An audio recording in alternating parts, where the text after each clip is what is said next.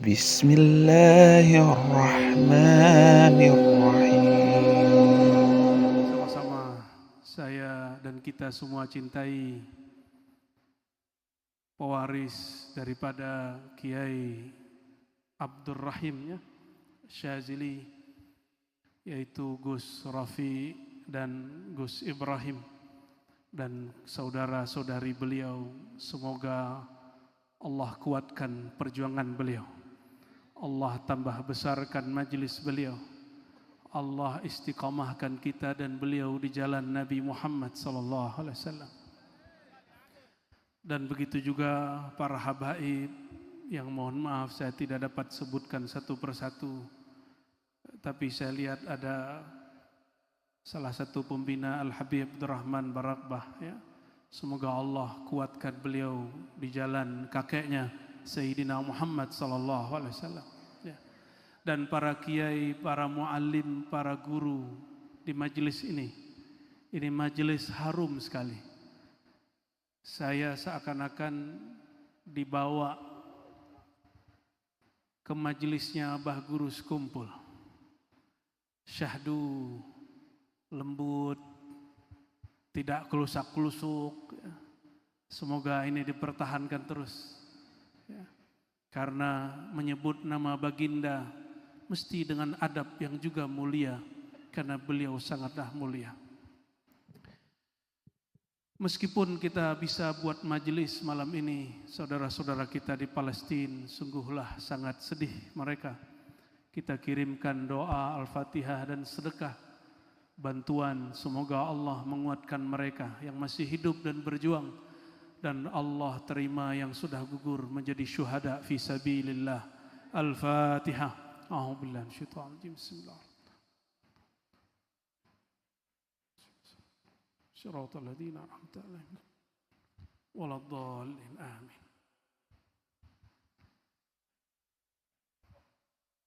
Karena waktunya tidak panjang, saya ambil saja ujung yang dibaca, salah satu ujung yang dibaca dari Mahal Qiyam.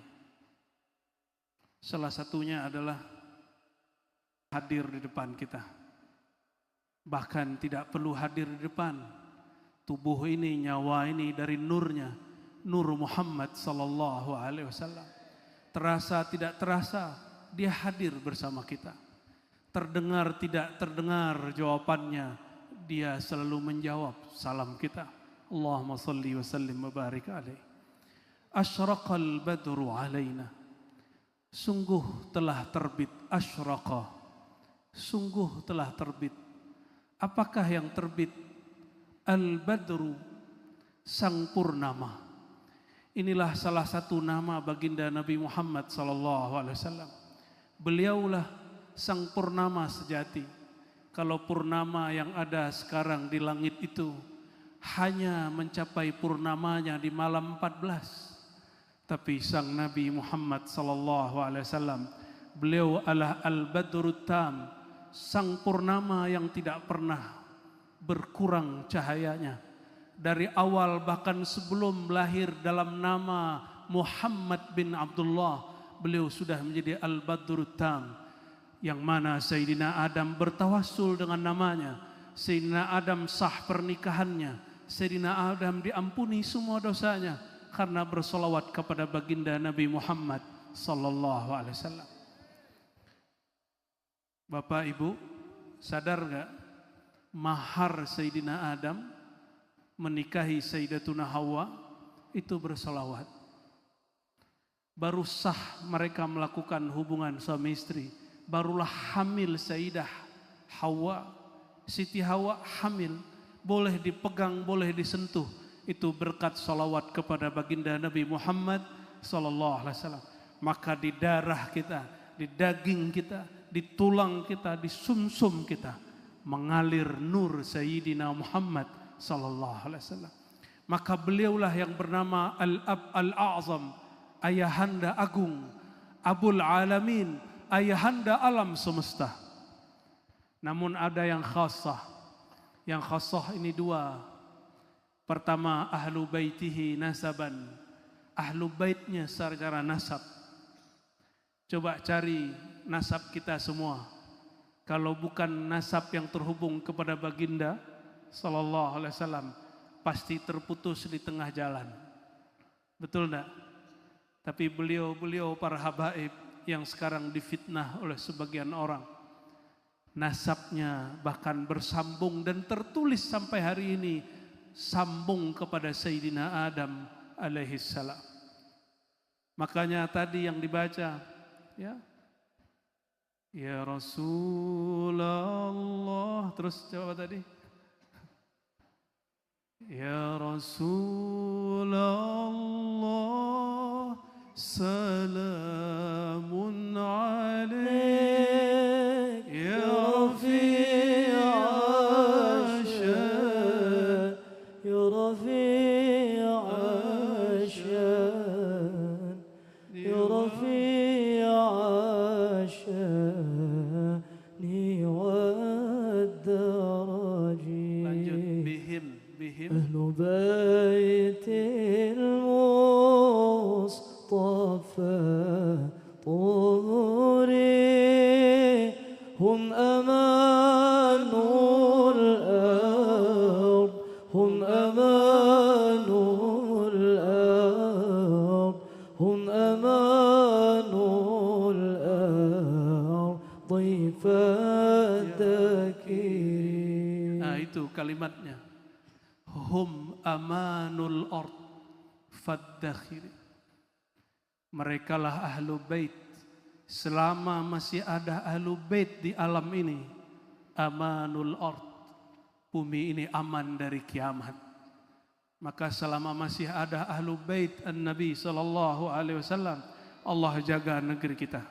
Dan kabar gembiranya, negeri ini, negeri kita Nusantara ini, wabil khusus Indonesia, adalah negeri yang paling banyak zuriat Nabi Muhammad sallallahu alaihi wasallam.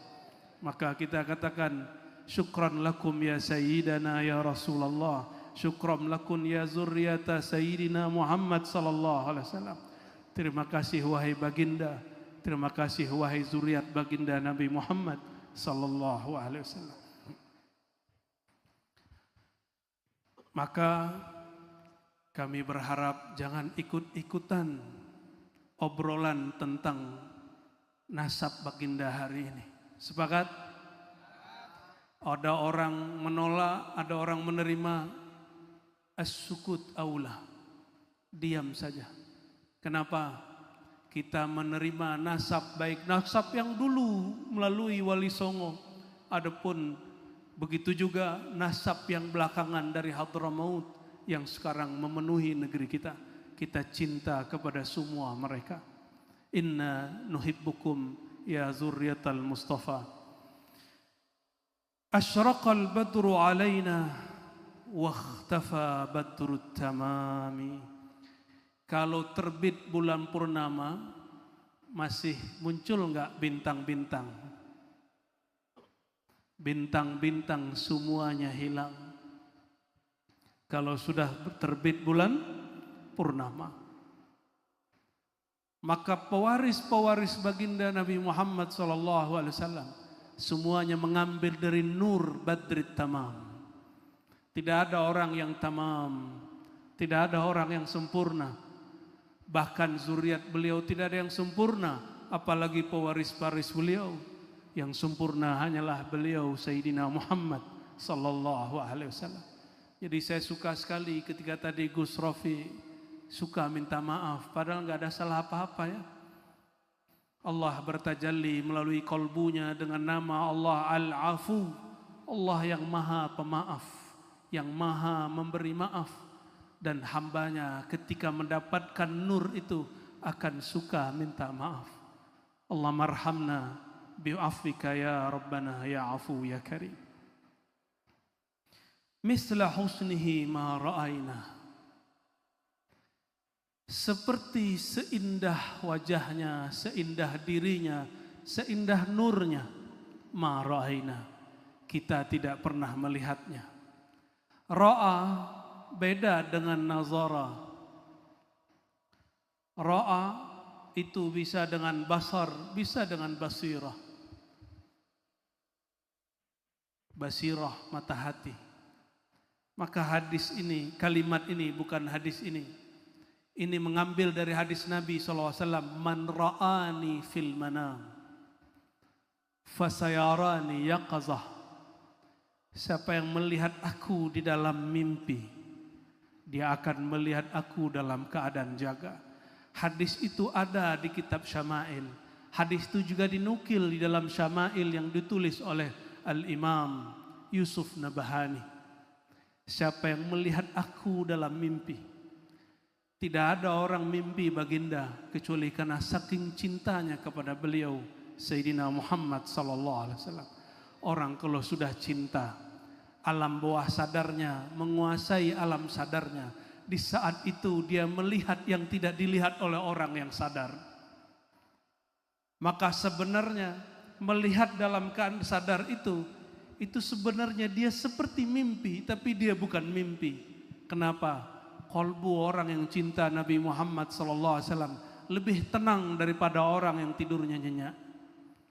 Oleh karenanya meskipun matanya jaga, kolbunya, gelombang otaknya, gelombang hati dan jiwanya lebih tenang daripada orang yang sedang bermimpi.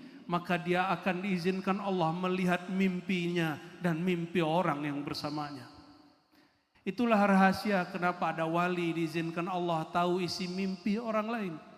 Karena hatinya setenang orang yang sedang tidur. Sallallahu alaihi wasallam. Saudara-saudariku yang karena Allah, Nabi sallallahu alaihi wasallam mengatakan, mataku tidur, hatiku tidak tidur. Mataku tidur, hatiku tidak tidur. Ini mesti ada pewarisnya. Al-ulama warasatul anbiya, para ulama pewaris para nabi, ini pun diwariskan. Karena Nabi tidak mampu membaca kitab seperti orang-orang sekarang baca kitab secara jasadiah. Tapi ilmu yang di kitab yang kita baca hari ini semuanya bersumber dari nur Nabi Muhammad sallallahu alaihi wasallam. Beliau hanya 10 tahun di Madinah. Tapi sampai hari ini kajian-kajian tentang beliau tidak selesai di kampus-kampus. Hanya berapa tahun di Madinah? 10 tahun.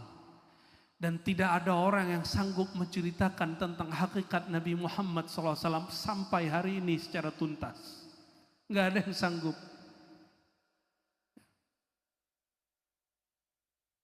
Inilah yang disebut misla husnihi ma ra'aina. Seindah beliau tidak pernah kami lihat. Fil Iraqaini wa Syamin, baik di Irak ataupun di Syam. Kenapa disebut Irak dan Syam? Karena orang yang paling cantik wajahnya perempuan itu di negeri Syam. Sehingga Sayyidina Umar melarang perempuan-perempuan Syam dinikahi oleh orang Arab di zamannya. Ini kalau hidup di zaman Sayyidina Umar ini dilarang nikah sama orang Syam. Karena mereka cantik-cantik. Beda sama perempuan Jawa, lebih cantik lagi. Allahumma salli ala Sayyidina Muhammad. Masih cantikkah orang wajahnya putih, hidungnya mancung, tapi kalau ngomong ketus, masih cantik gak? Masih cantikkah orang wajahnya Masya Allah, jika kita pandang kita lupa napas, tapi kalau dia tatap kita pun terkejut karena dia menatapnya seperti singa. Maka cantik itu ada cantik surah, suri, ada cantik maknawi. Idza jatama'at hadzal jamalain, hadzai al-jamal, dua kecantikan ini barulah disebut cantik hakiki, indah hakiki, gagah secara hakiki. Berkatalah Sayyidina Muhammad sallallahu alaihi wasallam ketika orang sibuk menceritakan betapa gagah dan tampannya Sayyidina Yusuf. Apa kata beliau dalam hadis yang hasan? Jamaluhu ay Yusuf nisfu jamali. Tampannya Sayyidina Yusuf baru separuh tampannya diriku. Coba bayangkan, Nabi Yusuf lewat, ibu-ibu lupa diri, melukai tangannya tanpa disadari. Seandainya ada orang memandang Sayyidina Muhammad SAW, tidak hanya jarinya dia beri, dirinya, jiwanya dia akan beri. Itu sebabnya di perang Uhud beberapa sahabat wafat hanya karena ada tombak melayang kepada Nabi SAW, maka dia menjadi tameng baginda Nabi Muhammad SAW. Karena al-hub az-zati, cinta mereka zati, cintanya bukan pada rupa, cintanya merasuk sampai ke dalam jiwa. Maka Nabi SAW sangat pencemburu. Apa kata beliau ketika Sayyidina Umar mengatakan, "Ya Rasulullah, engkaulah orang yang paling aku cintai setelah diriku." Apa kata baginda Nabi Muhammad SAW? "Ya Umar, engkau belumlah sempurna imanmu, sehingga hatta akuna ahabba ilaik, sehingga diriku lebih engkau cintai bahkan dari dirimu sendiri." Kalau lebih cinta pada diri sendiri, maka orang akan mendahulukan Nabi makan, orang akan mendahulukan hartanya untuk Nabi Muhammad SAW. Belum Sayyidina Umar berkalam, Sayyidina Abu Bakar sudah datang menyerahkan semua kepemilikannya kepada baginda Nabi Muhammad SAW. Bahkan putrinya yang masih kecil dia katakan, "Wahai baginda, ini putriku, jika engkau berminat silakan dinikahi." Saya dengar nih Gus kita masih jomblo ini. Benar Gus? Nggak berani nerusin Gus. Apa kata Sayyidina Abu Bakar, "Ya Rasulullah, hadza binti, hazihi binti." Masih gadis. Sayyidina Umar nggak mau kalah. Maka dia bawa putrinya, masih muda tapi janda, Sayyidatuna Hafsah. Apa kata beliau, "Ya Rasulullah, ini putriku meskipun janda tapi masih cantik. Jika engkau mau, engkau senang, ambillah, nikahilah." Ternyata Sayyidina Abu Bakar, Sayyidina Umar lomba-lomba untuk mencintai baginda Nabi Muhammad SAW. "Wa mal hubbu illa udhiyah, ayuhal muhibbun." Wahai para pecinta, tidaklah sah cintamu kecuali engkau berkorban kepada yang engkau cintai. Maka Sayyidina Abu Bakar, Sayyidina Umar, beliau berdua membuktikan cintanya, hartanya dikasih, rumahnya dikasih, kendaraannya dikasih, bahkan putrinya diserahkan kepada baginda Nabi Muhammad SAW. Saya nggak nyuruh ya Bapak Ibu nyerahin anaknya ke dua Gus ganteng ini. Tapi kalau ada apa salahnya? Allahumma salli wa sallim barik alaih. Gusnya yang nggak mau ya, mau nggak Gus? Banyak yang mau, Gusnya yang banyak, istikharahnya belum selesai. Allahumma apa ya? Allahumma zawwijhuma bi imra'atin salihatin, arifatin billah, abidatin lillah, qanitatin saimatin. Amin ya rabbal alamin.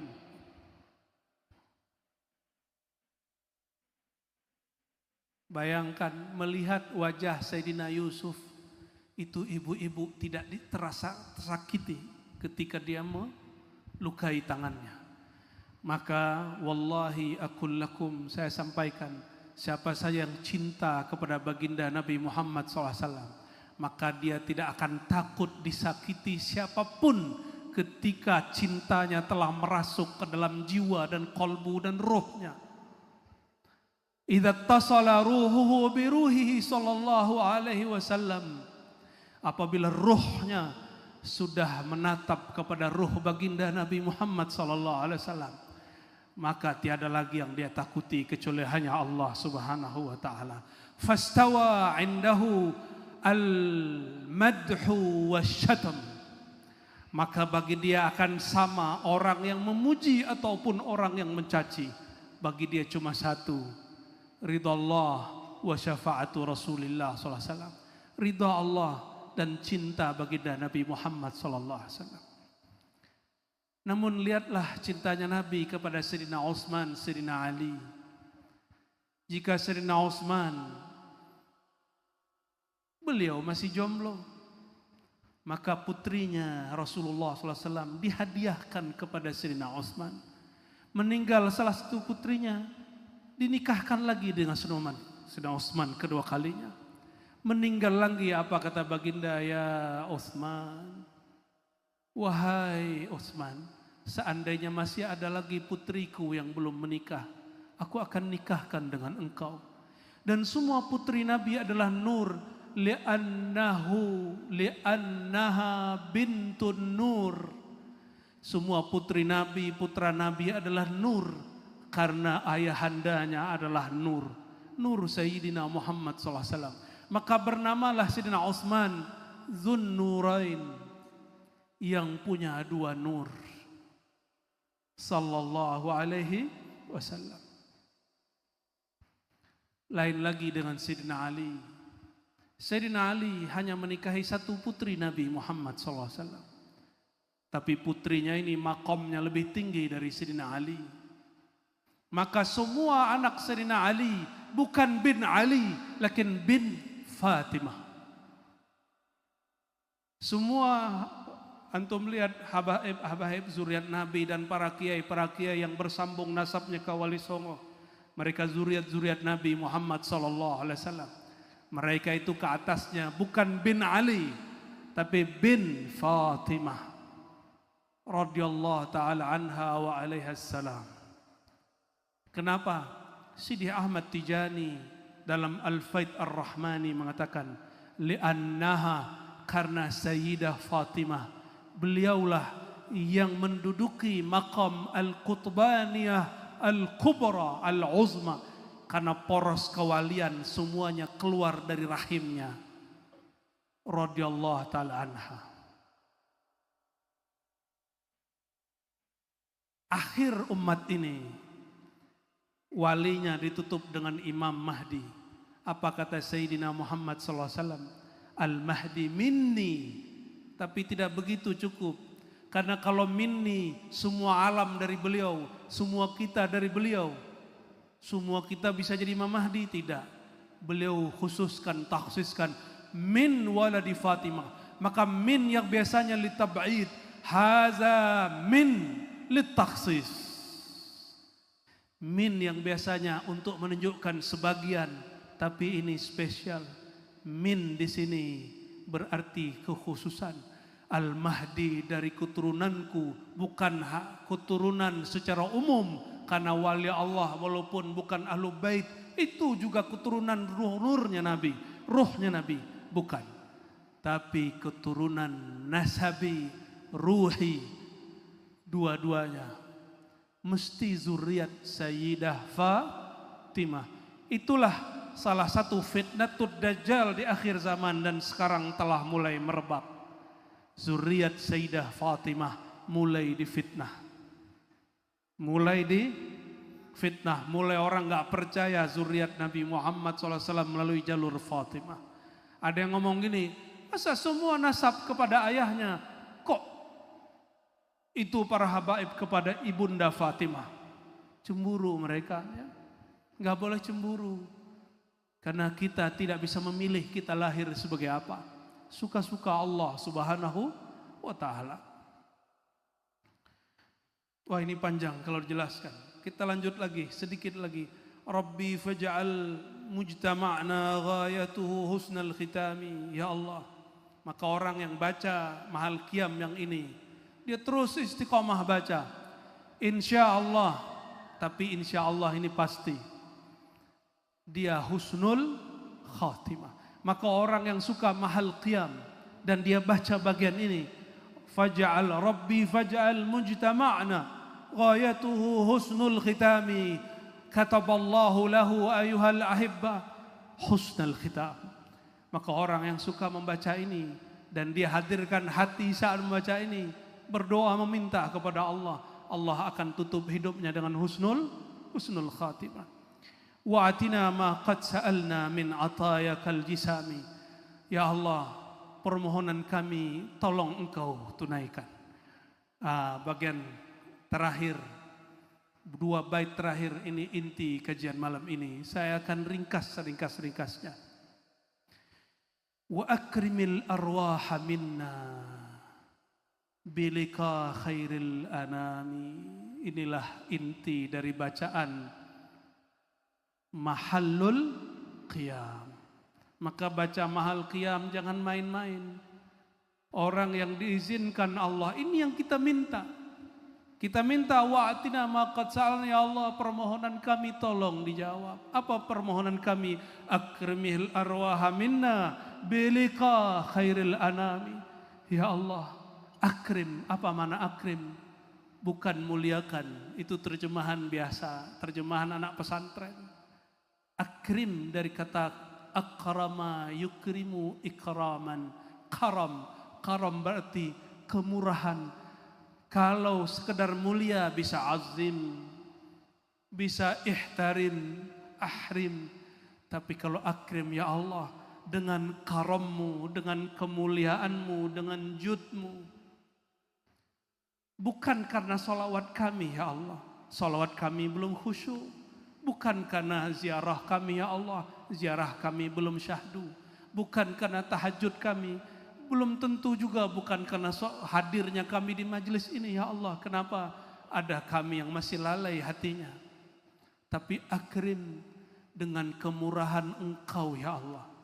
Izinkan ruh kami yang sudah ternodai dengan hijab-hijab maksiat ini, Engkau dapatkan, Engkau berikan kemurahan hadiah. Maka boleh diartikan akrim, hadiahkan kami, ya Allah.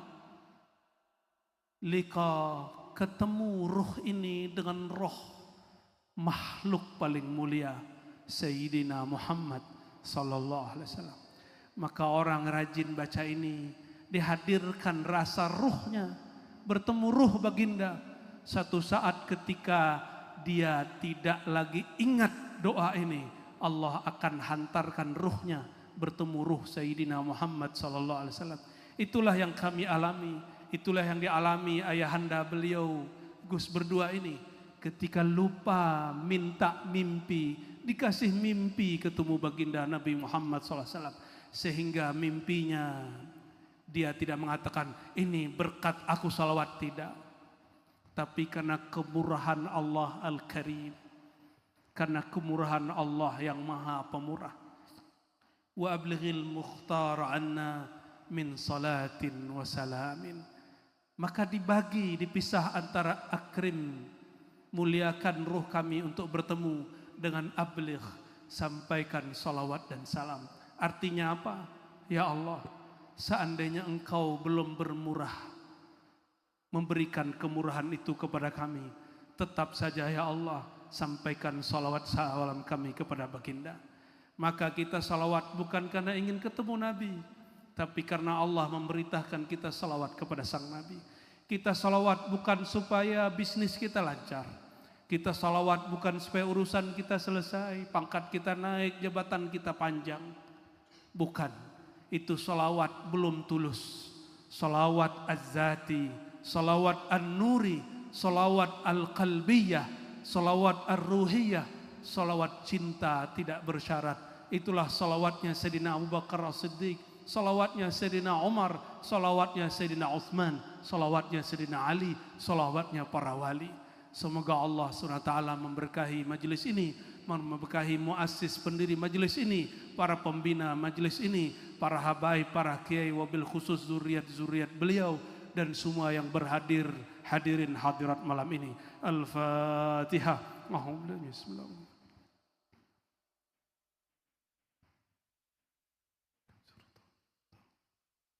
Waladhdallin, amin. Barangkali itu yang dapat kami sampaikan.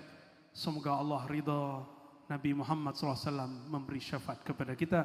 Subhanakallahumma wa bihamdika, asyhadu an la ilaha illa anta, astaghfiruka wa atubu ilaik. Assalamualaikum warahmatullahi wabarakatuh. Alhamdulillahi rabbil alamin.